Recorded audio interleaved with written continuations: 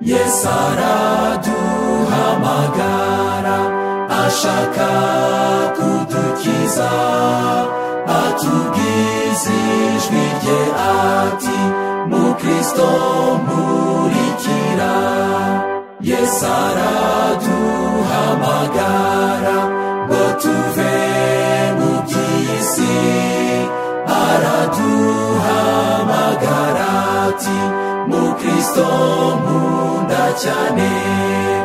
Iyo tumerewe neza cyangwa se tubabaye araduhamagara ati mukristo nkunda rwose.